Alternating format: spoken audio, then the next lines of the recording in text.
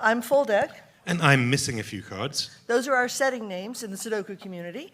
And we just want to start off by thanking Lumos and Falcone. It is the greatest measure of trust a faculty member can give to not have heard their students talk before it's given. So well done. Yeah, fantastic job, guys. So we do want to tell you a little bit about the 9x9 project. And so first we have a question for you. Who here is a math person? Oh, good. Okay, who here is not a math person?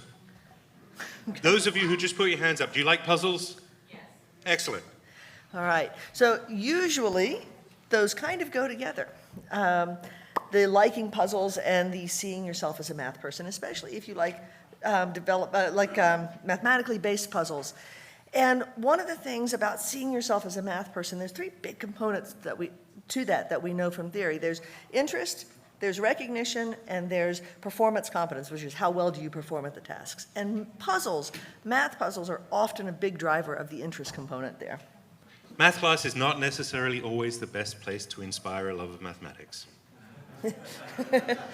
So what we're trying to do with the 9x9 project is help students develop armor against that usual drop in seeing yourself as a math person that often happens when you're getting to the algorithmic stages of math rather than the reasoning pieces. So you start getting into, let's move fast through Algebra 1, Algebra 2, geometry, and we're just going to push these processes out you without necessarily taking the time to develop understanding. So we really want to help develop mathematical reasoning and also provide that interest piece because puzzles are generally engaging and fun. One of the big problems, though, is projects like the Chicago project we heard about yesterday, fantastic projects, but they're hugely labor-intensive and they require well-trained people. Now, we're in South Carolina, and large swaths of the state are rural, and some towns have maybe one or two people with a degree. At all. And those people may not themselves have much mathematical training. So we would drool to be in Chicago where we could reach students with enough trained math people. So we really do want to have a way to be able to scale things up without having to continue training new adults. And for us, and this is something I've been doing for 25 years. And that's always been the problem. You've got to have math people really there asking the right questions. So, we've been setting variant Sudoku for a while now, and variant Sudoku puzzles build upon a standard thing, the 9x9 grid, in which you have to put digits into rows, columns, boxes without repetition.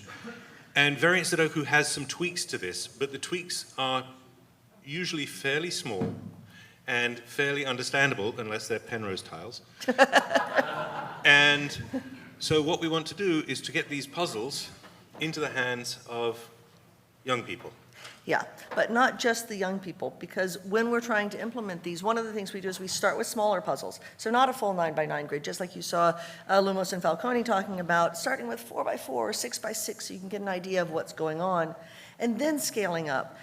And we've actually discovered that when the adults don't know what's going on, that's actually a great model, because they get to learn and be solvers along with the students. They all get to be peer teachers. That's right. And the students typically get it faster than the teachers do. Now, the one important thing is that you have to go into that with the firm rule of you never guess. There's no guessing in Sudoku. No guessing in Sudoku. You always need to be able to justify a deduction you're making and be able to explain it to someone else. So that whole idea of collaboration and communication really comes to the forefront. And our goal is that once introduced to sort of these starter puzzles, the solvers can go to a website, the 9x9 website, for a gamified process of sort of scaling up to harder and harder and harder math puzzles, including we've been able to teach somebody some arithmetic mod 3 on the fly based on the way the puzzle is set up. Now, the website is not yet up and running. Christian's working on that. Yes. You do have your laptop open now, right? Yeah. So this is our seminar. We have a research group that followed on from the class that we taught. There are about 18 students, I think, this semester who are actively working to create puzzles, to test puzzles, to develop the website, to develop materials to send out to adult youth group leaders, to make it possible for them to interact with these puzzles with their students. And we've tested them on the fly Yes. These are a group of fifth graders from a local elementary school. The university has a program with them, bringing them in to do enhancement activities. And they came to our puzzles class. Yeah. And we paired the students, elementary students, with the students, university students, and they all had a blast solving these puzzles. Yes. And part of what's happening with this is also developing materials that we can just hand to adult leaders so that we don't have to be there. It is a single page with the introduction.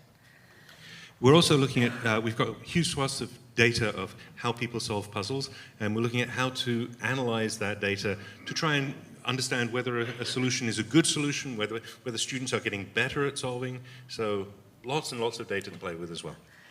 And we also have some variant Sudoku puzzles in the gift exchange. And if you come hunt us down, we still have some copies of the Signet Sudoku Volume 1 book that Lumos and Falcone mentioned that we might be willing to hand out. And we're looking for help with this. So if you're interested in interacting with us in any way, shape, or form, please get the QR code and fill out a short survey and get in touch with us. Thank you. Thank you.